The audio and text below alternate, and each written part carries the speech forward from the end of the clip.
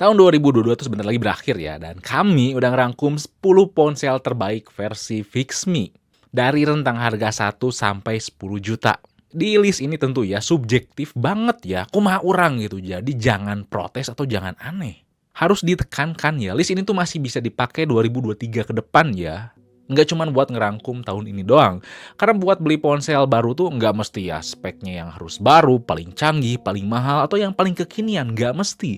Yang penting tuh sesuai dengan kebutuhan ya. Ingat ya, jadi kita tuh tahu nilainya gimana gitu. Oke? Sip, langsung aja. Di sini Fadil, langsung aja kita bahas.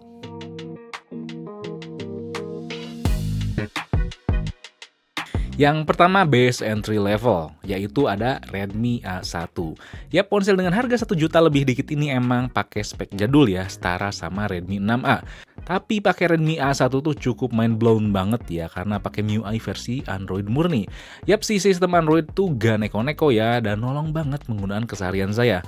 Walaupun cuma 32 GB ya internalnya, tapi microSD kita bisa dipakai menjadi tempat instalasi aplikasi.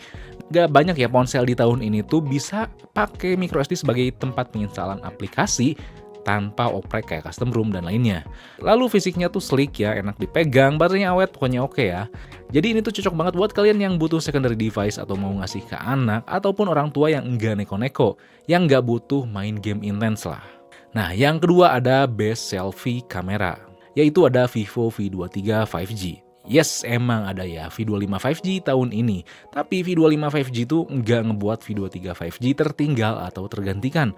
Malah V25 tuh ada beberapa hal krusial yang dihilangkan. V23 5G bisa memberikan experience selfie yang cukup baik dengan harga yang terjangkau. Dibantu dengan fitur kamera yang lengkap, hadir ultrawide dan flash di bagian depan tuh bikin selfie lebih asik. Untungnya aspek lain juga nggak ketinggalan ya, dengan Dimensity 920 dan Vantage OS yang ada bisa memberikan experience performa dan baterainya tuh solid. Jadi nggak modal selfie-nya oke doang. Lanjut ketiga ada base design, yaitu Oppo Reno 7Z.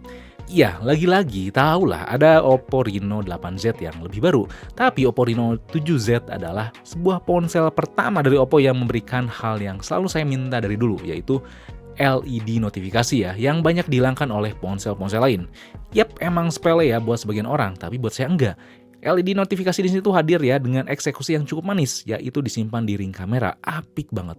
Selain itu desainnya tuh serba flat, slim, dan ringan. Tapi yang terpenting si Oppo Reno 7Z ini tuh sangat solid walaupun tipis.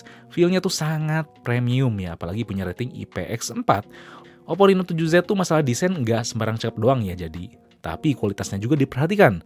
Iya emang di bagian depan tuh punya dagu yang lumayan tebal ya, tapi nggak masalah besar buat saya. Performa juga cukup baik ya dengan Snapdragon 695. Dan dengan ColorOS yang ada bisa ngasih performa yang baik. Yang keempat, best budget gaming. Ada Realme GT Neo 3T.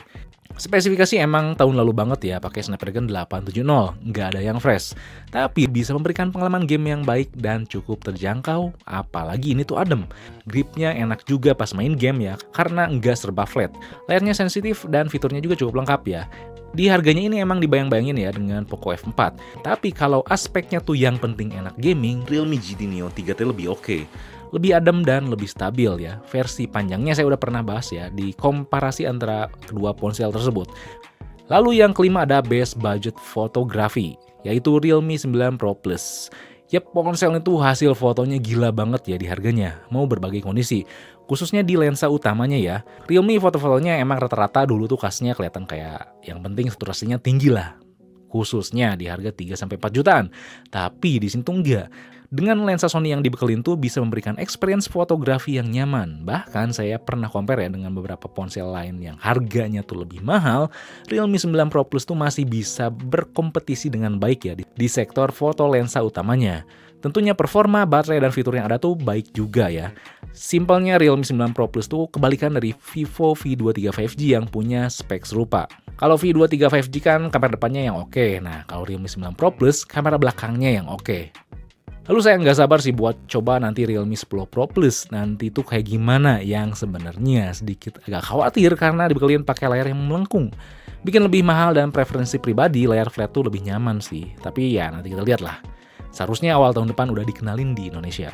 Oke, next ada best mid-range. Ada Samsung Galaxy A53. Ponsel itu adalah ponsel mid-range yang paling seimbang di setiap sisi. Mau dari fitur, layar, baterai, performa, pokoknya semua aspek tuh seimbang ya. Samsung Galaxy A53 tuh jawabannya. Apalagi punya bonus berupa rating IP67 dan update Android sampai 4 kali. Gak ada mid-range kompetitor yang ngasih treatment Android kayak gini. Si Exynos 1280 tuh emang gak sepowerful kayak Snapdragon 778G ya. Tapi udah cukup baik ya memanage keseharian, mulai dari ISP, daya tahan baterai, multitasking, dan aspek lainnya. Speaker dan layarnya juga cukup enak ya. Pokoknya sekali lagi ini tuh seimbang banget ya setiap aspek.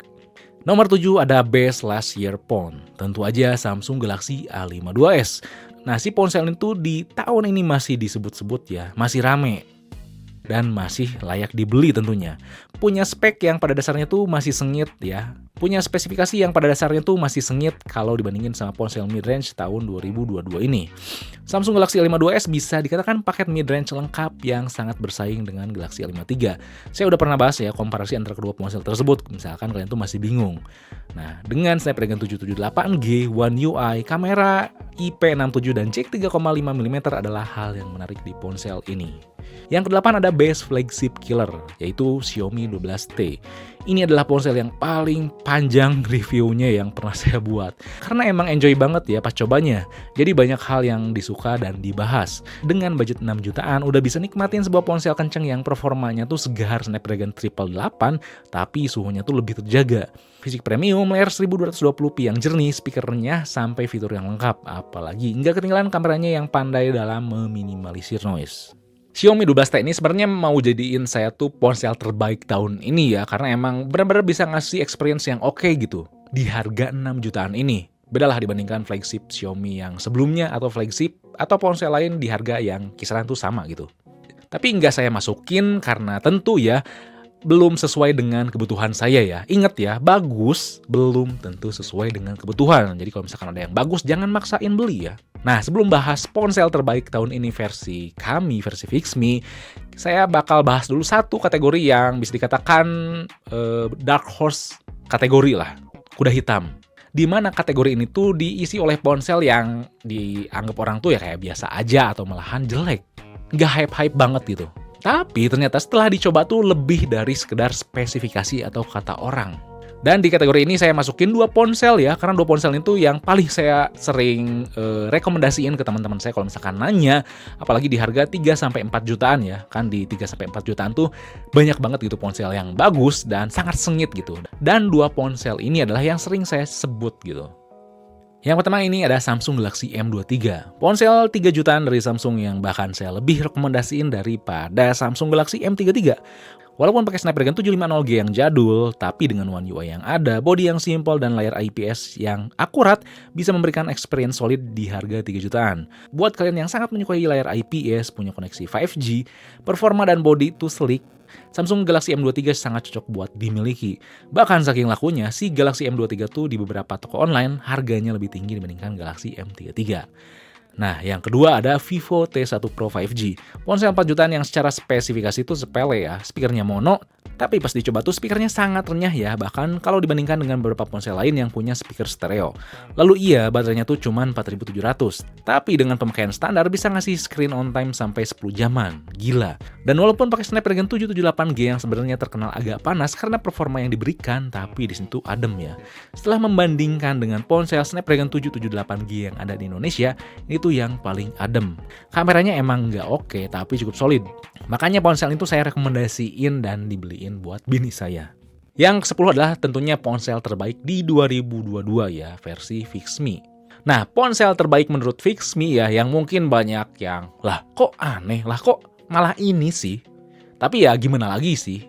Kalau misalkan emang kebutuhan dan preferensinya tuh sangat sinkron dengan kami, ya mau gimana lagi gitu. Ponsel tersebut adalah iPhone SE 2022 atau iPhone SE 3. Sebuah ponsel desain jadul banget ya, tapi performanya setara dengan iPhone 13 atau bahkan iPhone 14. Yap, tapi saya suka banget ya dengan desain ponsel seperti ini. Solid dan juga compact ya. tentunya punya layar IPS. Apalagi ada rating IP67 dan masalah desain itu ya emang selera banget gitu sama saya. Emang kalau dipakai nge-game layar ukuran segini tuh kurang enak ya awalnya, tapi setelah dicoba beberapa waktu sih emang nggak masalah. iPhone SE 3 dengan Apple Bionic A15 itu bisa memenuhi kerjaan dan keseharian saya dengan baik. Nggak usah ngeluarin budget lebih tinggi lah buat beli iPhone 13 atau bahkan 14 yang punya chipset setara. Kameranya juga walaupun berjumlah satu sangat solid ya, nggak perlu lensa makro atau depth yang gimmick yang maksain yang biar kelihatan banyak doang gitu. iPhone SE 3 tuh bisa memenuhi kebutuhan saya sangat baik. Dan iPhone SE 3 ini saat ini menjadi daily driver saya. Oke, jadi sekian saja ya 10 ponsel terbaik versi Fixme. Kalau misalkan kalian tuh punya ponsel terbaik versi kalian bisa tulis komen di bawah dan beserta tulis alasan itu kenapa ya. Saya harap tahun depan tuh makin ramai ya pasar ponsel, karena di tahun 2022 ini tuh sedikit lesu sih dibandingkan tahun lalu. Khususnya saya berharap kepada Qualcomm ya, yang tahun itu ngeluarin chipset yang menye-menye gitu. Seri entry level nggak ada, seri mid-end yang baru paling ya Snapdragon 695, itu pun ISP-nya kurang ngigit. Jatuhnya ya banyak vendor yang pakai Snapdragon 778G keluaran tahun lalu, itu pun nggak banyak. Gak dikit ya ponsel-ponsel tahun ini tuh masih pakai Snapdragon tahun lalu gitu. Jatuhnya malah larinya ke MediaTek ya. MediaTek tuh emang gak jelek ya. Cuman ya kalau misalkan kebanyakan jadi pakai MediaTek, jadi kurang variatif aja gitu. Sekian aja ya video kali ini. Kalau misalkan ada yang ingin tanyakan, kalian bisa tulis komen di bawah. Dan jangan lupa juga buat like, share, subscribe Fixme, lalu nyalain lonceng notifikasinya biar gak ketinggalan video berikutnya. Oke? Di sini Fadil, peace out.